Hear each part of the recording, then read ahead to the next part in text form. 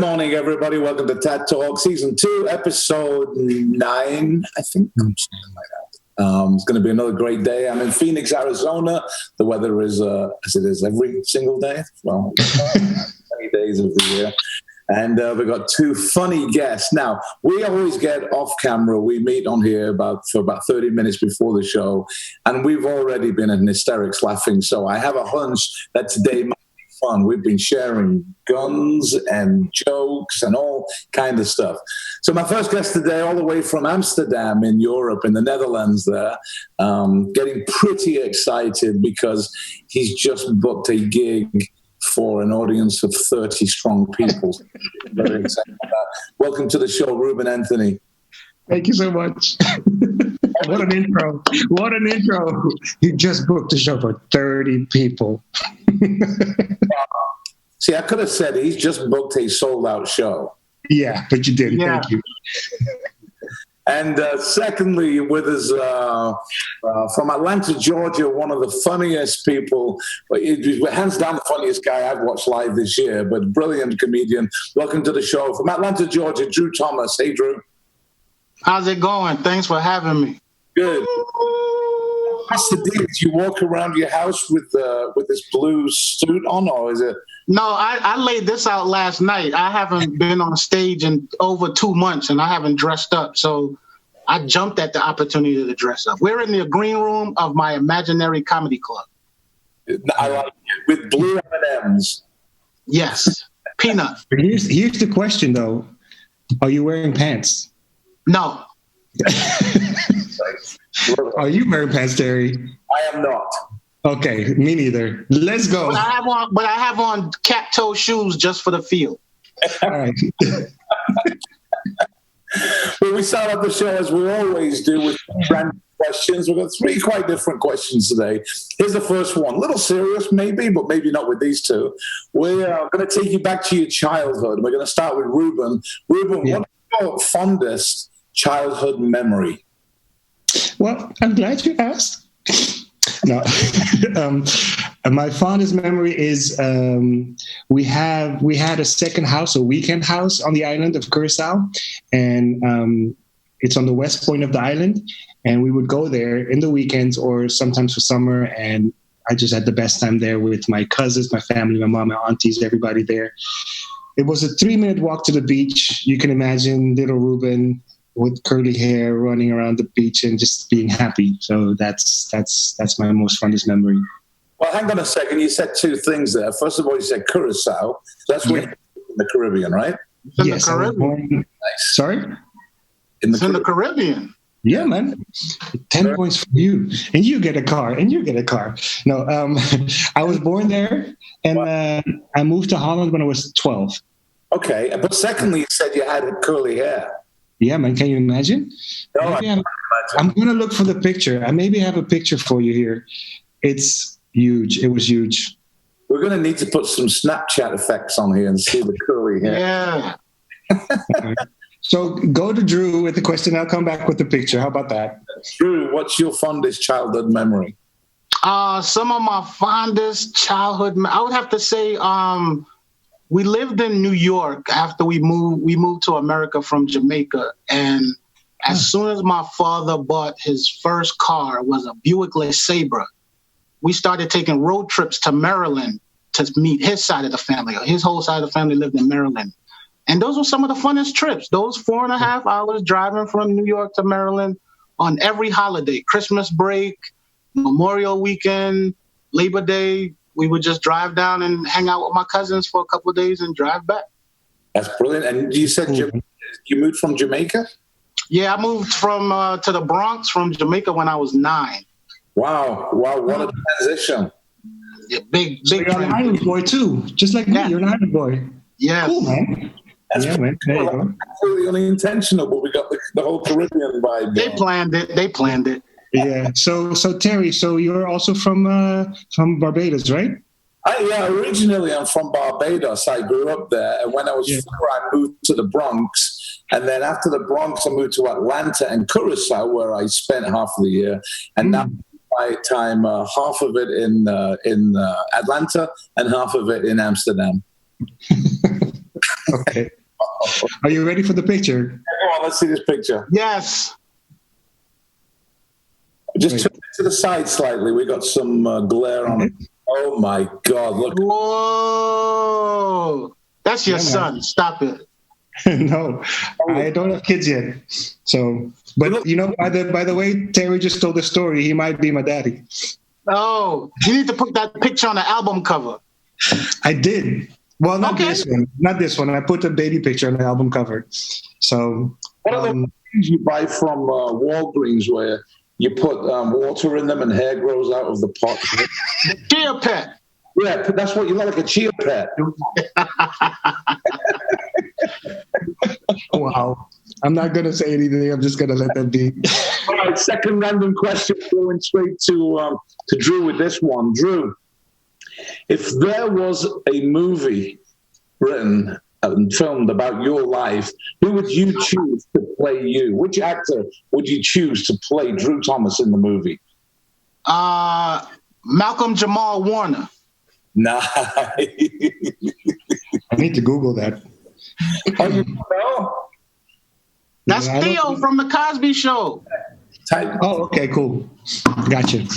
Perfect. Is there a specific reason or is there a number of reasons for that, Drew? I think we look alike. Well, people always say we look alike, and he's become a very good actor over the years. So I think he would be able to nail the role. Nice, I like it. Ruben, who would play you in the movie about Ruben Anthony? I would go with Will Smith. Will Smith. Yeah. So I got to tell you something here. Mm-hmm. See, I was thinking between Will Smith and Denzel Washington, and then I thought Brad Pitt. It's like, nah, Brad Pitt's kind of weird. See, I got to tell you something. Tomorrow's show is being hosted by my son Nick, and two great guests, and he's hosting his first show tomorrow. And he's actually sat next to me off camera. And apart from giving me crap, he's given me also some suggestions. So when he asked who should play Ruben, his first answer was Meryl Streep. I don't know, Ruben. You can play anything. Yeah, you can play any role. Hey, good luck tomorrow, man. Good luck tomorrow. Really, I wish you all the best. But he also said John Candy should play me, so I don't know. I don't know where he's That's brilliant. John Candy was good. He was. It was just a little large. Yeah. Funny though. Funny guy. He was funny. Yeah. Funny. Silence says everything. So, we've all seen the movie Aladdin. We're going to Robin. If Robin Williams came back, the genie came to you and granted 3 wishes, what 3 wishes are you going to wish for?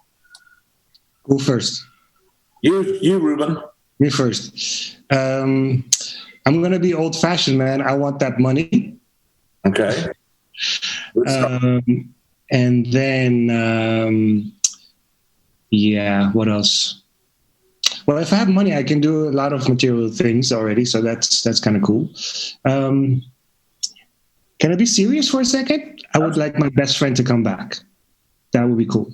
Yeah, absolutely. Yeah. Best friend. Cool. Yeah, my best friend passed away when he was 22, so that would be kind of cool to have him back.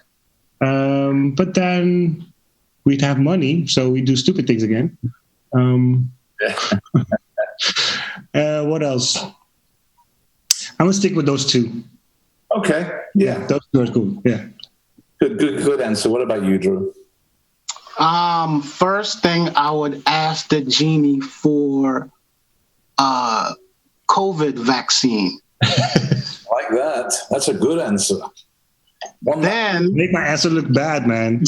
Make me look bad. You make me look selfish. Then I would wish for the ability to just perform until I can die. That's nice. Making me look bad. Thank you. And third, I don't know. Probably just a lot of bullets. Now you're making me look good. I'm not going any further with that one. No, you should. You should ask why bullets. That's the question. Why bullets? Actually, we had another question we were going to ask. in this lockdown quarantine time, have either of you learned a new skill or kind of gone into a new career? Drew? Yes, I have become a gunsmith. I have taught myself how to work on and fix my weapons. And you're not joking? I am not joking. Okay. Yeah, I still can't tell if he's joking or not. It's like, maybe your body's like, yes, I did this. Like, I did. I saved myself hundreds of dollars.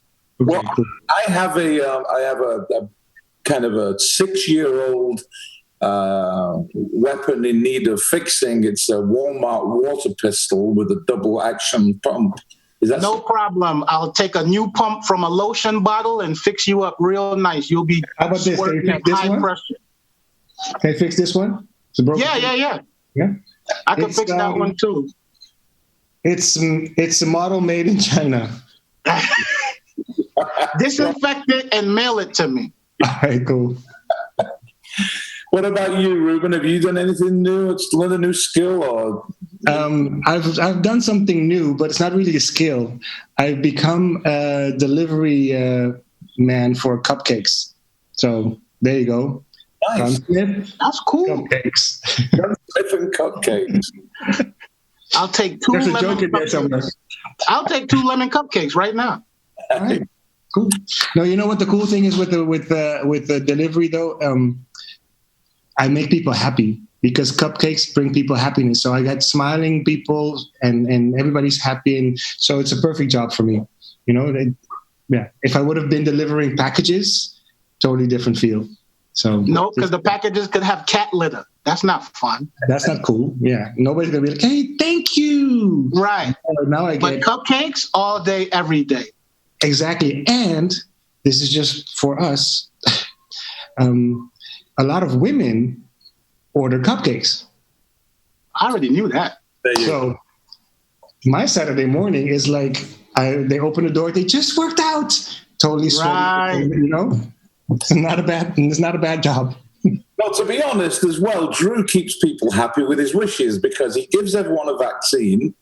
He keeps them smiling and laughing while he's doing a concert. And the bullets just remind everybody who kept them happy. Exactly. So we have a lot of people watching the show. My wife just came on and commented this. Terry, I was wondering where you were going with your weapon that needs fixing. Ouch. No kidding. Anyway, past the questions. Here we are, 2 funny people, 2 great entertainers. And obviously, it all started way before Tad. And I'm going to go to Ruben over there just outside of Amsterdam. And hoe gaat het met jou, Ruben? Het gaat heel goed met mij, Terry. Gaat het ook goed met jou? Prima, dank u wel. It's all I know in Dutch. That's what we're sticking. It's naturally not true. I also know Scheveningen. Hey, Like that? yeah, man, you got this down too. Anyway, forget Scheveningen. Let's go back to Curaçao. Don't get mad, Drew. We're not mad at each other. In TAD, all the ladies that work in TAD know Ruben. Oh, that's the guy with the eyes. That's the guy with the eyes. So, Ruben, tell us how it all started for you singing. When it was, I think I was 7 when I started dancing. Actually, you know, I was always jumping on the bed, and when we were watching ballet on TV, I always, and this is funny, like I would ask my mom, like, "Mom, why are their crotches so big?" And then I would gear up my socks and put it in my crotch as well. And then I would be jumping around and doing ballet and stuff. And then when I was, I think 15, I noticed that, hey, I think I can sing. And this is in time of when Boyz II Men started to come out and Shy. And I really dig this close harmony thing. So I started just, I just said it in English, copying them, you know. So I started a group with 4 guys. We were called Prospect. But we were just singing and singing the covers, and as time passed by, I just noticed, like, I think I'm good at this. I'm not completely sure, but I think I'm good at this. And then I moved to LA actually for a while, like 6-7 months. I was there just to check out and see where I'm at singing wise. You know, like do I match with people, or am I like, are they here and am I here? And I found like, oh, I'm okay. You know, like I'm not so shabby. And that's when I kind of decided to make a career out of it. And now here I am, 20 years later, talking to you. Talking to us and making a career out of it. If anyone hasn't heard Ruben sing, check out this video. You're going to love this.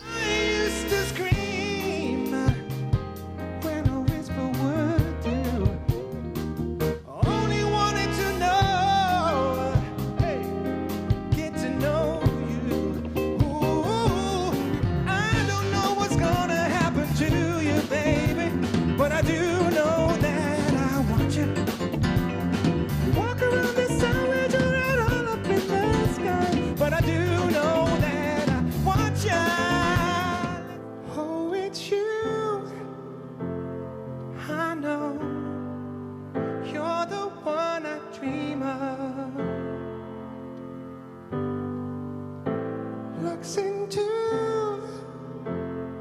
my eyes, take me to the clouds above. Superstition, no, no, wash your face and hands. Rid me of the problem, do all that you can. How about in the middle? Are we alive? Keep me in a daydream. No, no, keep me going strong. No, no, you don't want to save me. Yeah. Sad, sad is my song. Oh, if you believe in this, but you don't understand, then you suffer. Oh, superstition ain't the way. Great stage, and that's awesome. I'm kind of getting a little bit tired of these women on here talking about Ruben. Oh, he's gorgeous. Oh, look at those eyes and blah blah blah blah blah. Great stuff. I have to say, I miss this. When I see the video, I'm like, oh, I want to be on stage so bad. Don't you have the same thing, Drew? That you're like, come on, let's go. And I don't even sing. And I miss it. I miss singing.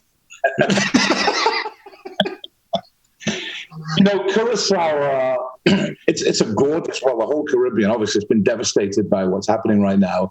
And we're all hoping and praying that everything comes back economically for that part of the world. But Curacao, the islands are beautiful. Curacao is gorgeous. And I believe you recently did a documentary about your hometown or home island. Home island, yeah. I called it home because I wanted to take you to my home. You know, Curacao, if you're on cruises, you know, beautiful island, the beaches, the touristic places, you know, all that stuff. But I wanted to show you my island, the places where I used to be as a kid. What I told you in the beginning, that weekend house where we went to, that's where I'm taking you, to that beach. And I take you to a cave where nobody really comes normally, but I'm showing you, hey, look, this is also nice. And I'm singing my original songs, and I'm telling you a little bit about myself and why it's important for me to be there. And just to give you a sense of a real island instead of just the touristic part, I wanted to show you the other part as well. So, yeah. Well, let's take a trip to that island, see his home, and listen to one of Ruben's original songs.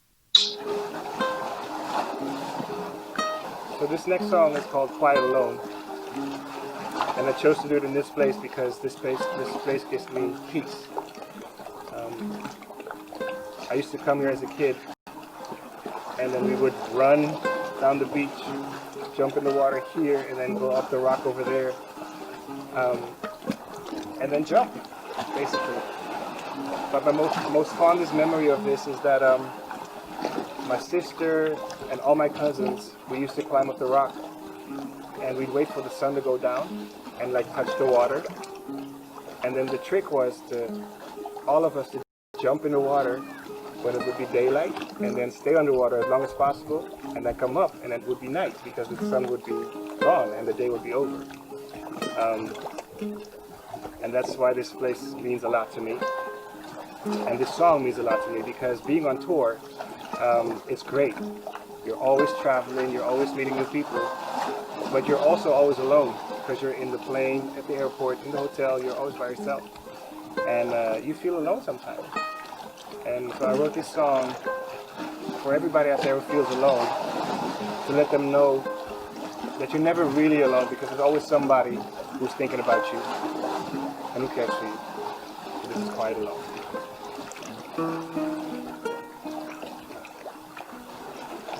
I should say some words to you. Will you hear my voice? Twist and turn.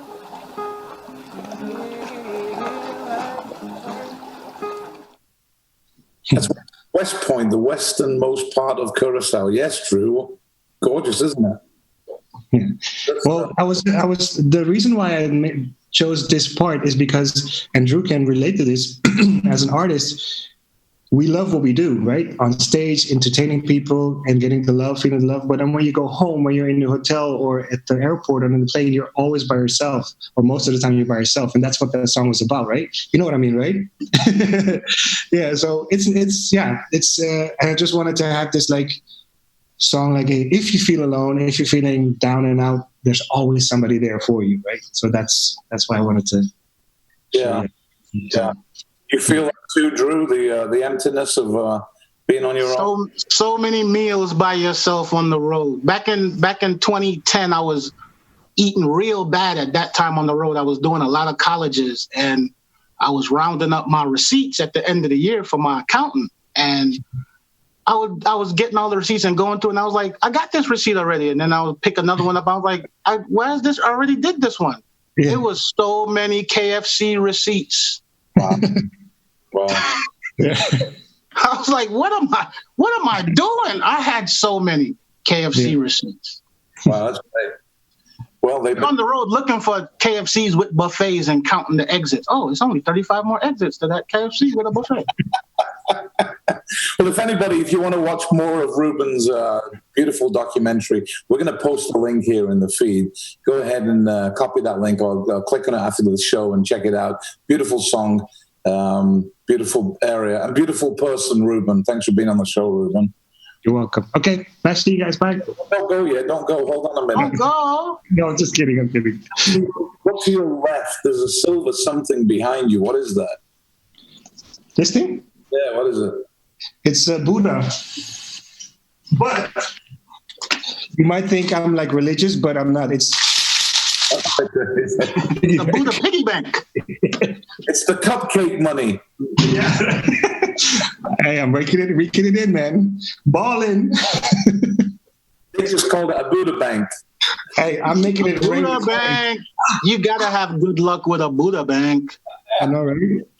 So I got it as a gift many, many years ago. So nice. So Drew, here we are. We've got your amazing career. You're hilarious. I saw you here in Scottsdale, and delivery's brilliant. But I never knew about Jamaica, so that's going to be interesting to go back and the move and the drive and the Buick LeSabre. But is there a moment you can remember when you look? I'm funny. I can make a career out of this. I think early on in my childhood, but growing up in the Caribbean, entertainment is not a viable job, so it's not encouraged. No Jamaican mother go, you should go to the comedy club.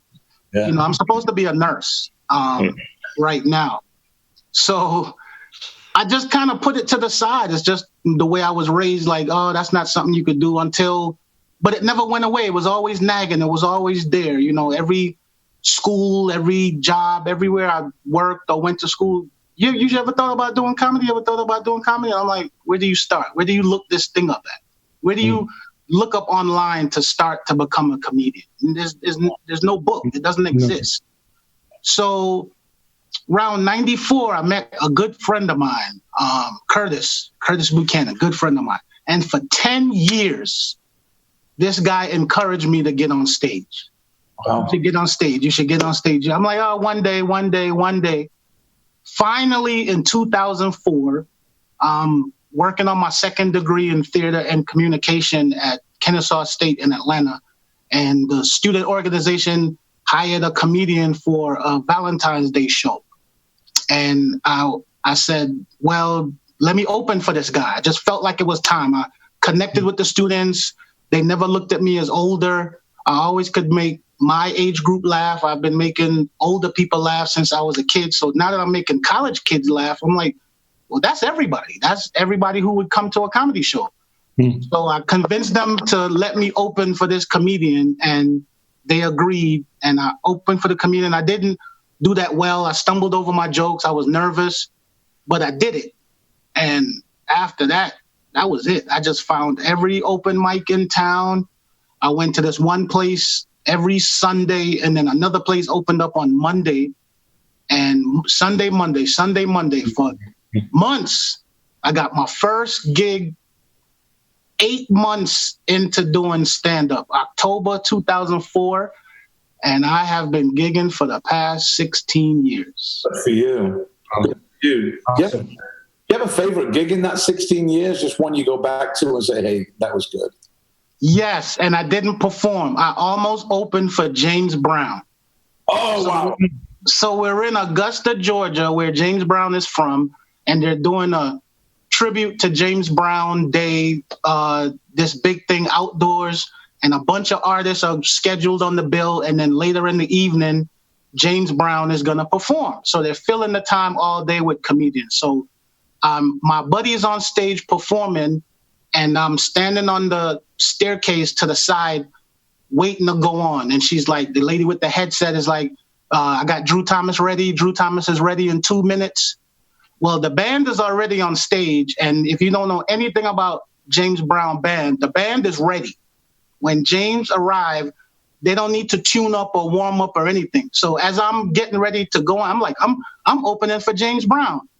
James Brown pulls up in his bus, and they said, James is ready. And the lady pushed me to the side, and James Brown went up the stage and got on to grab the mic and said, hey, hey, hey.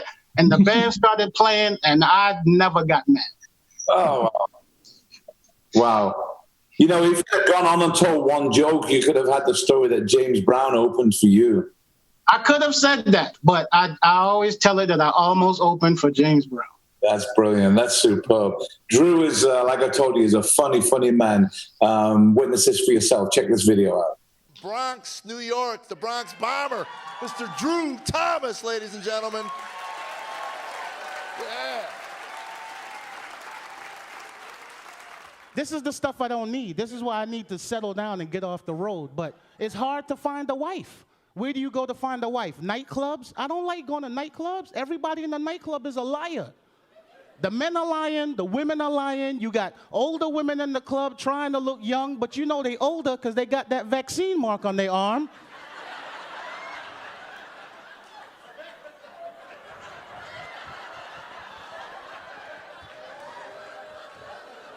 And you are nowhere near 25 with that vaccine mark on your arm.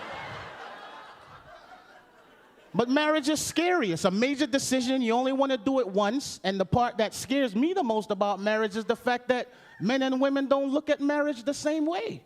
When women talk about marriage, it's a happy occasion. I'm getting married. I got my ring. I got my colors picked out. I got 4 of my fat friends to stand next to me. It's going to be a beautiful day. No, their dress is ugly. Mine is pretty. But it's not the same for the men. When men talk about marriage with our friends, it sounds like something you get diagnosed with. Did you hear what happened to Charles?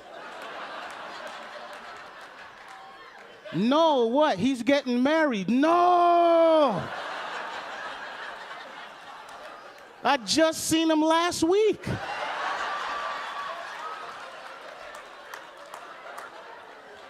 When did he find out? She told him yesterday at dinner. Is there anything that we could do for him? No, the invitations already went out. There's nothing we can do. Charles is terminal. All her cousins know. But does that make me a bad person? No, I go through this struggle every day. Matter of fact, the other day, I was in a gas station, and I picked up a couple items, came to like $5.65. I gave the guy behind the counter a $10 bill. I'm standing there waiting for $4.35 change. He starts to give me change for $100. All of a sudden, I got a decision to make. Instantly, Evil Drew and Good Drew popped up on my shoulders. They're gonna help me with the decision. Evil Drew said, take the change and snatch the register. And I'm like, this guy's crazy, get out of here. And Good Drew was like, don't be a fool, just take the change. You guys have been Awesome, dude. Cool. It's funny. Your smile is infectious, Drew. There was a still photograph we put on there before, and you look at your face, and when you're smiling, and it just fills the entire screen. Which is so funny because as a kid, I didn't like taking pictures. I wasn't very photogenic, and the entertainer part of me, over time, like after you do your first photo shoot and warm up to the camera, and people are like, you have a nice smile, you have a nice smile. And then I started smiling, but it wasn't natural. It's superb. So here we are. You got the last gig was when? Was back in February, was it? February 29th in Port Charlotte, Florida at Vasani Comedy Club for the nicest, oldest people in Florida. What was the last joke you told there? The last joke? That when I come back, they should pay me more. Maybe not so much a joke. Superb. We're going to move to the part of the show that's called Where in the World is Terry? Where in the world is Terry? Where in the world is Terry?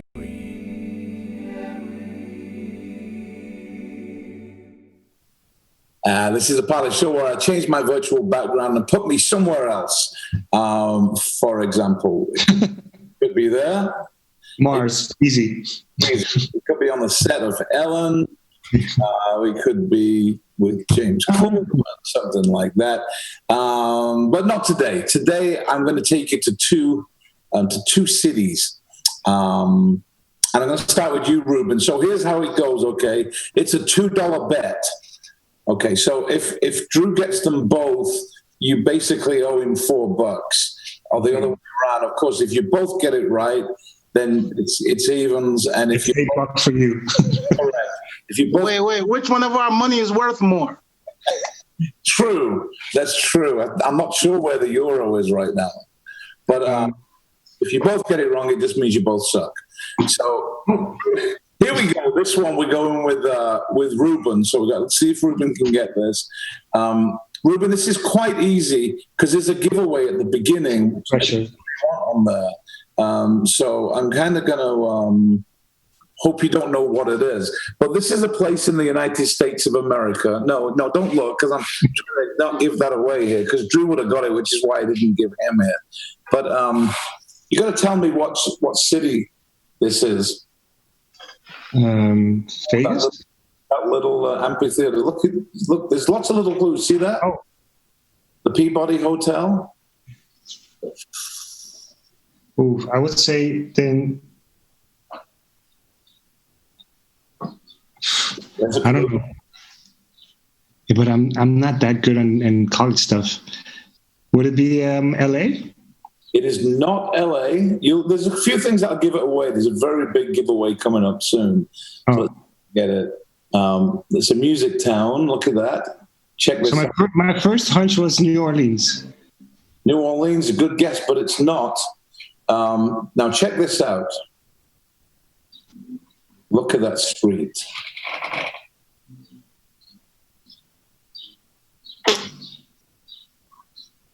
All right, what do you think, Ruben? I don't know. You're going to be down $2 here if Drew can steal it from you. Drew, where are you? Memphis, Tennessee. Shit. Okay. $2, Ruben. All right. I have a feeling Drew's going to get this because while it may not be easy at the beginning, it's pretty easy in the middle of it. So, Drew, how soon can you get this? Where am I?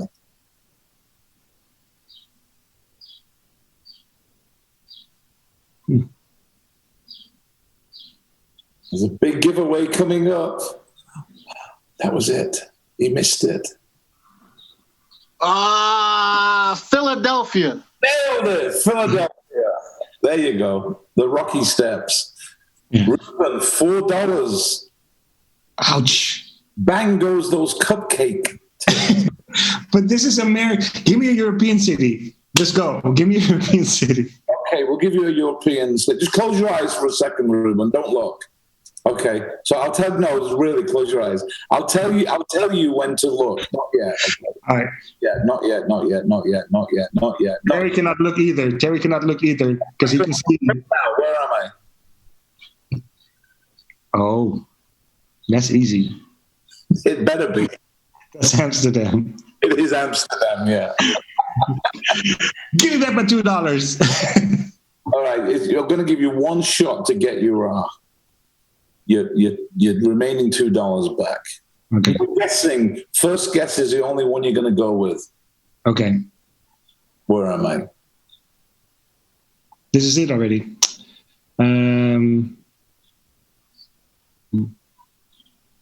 Whoa, it's so fast. Vienna. Oh no, shit. That's not Vienna. That's is that Denmark? Yes. Correct. What's the city? What's the city? What's the capital of Denmark again? Help me out, Drew. Ruben, this is crap.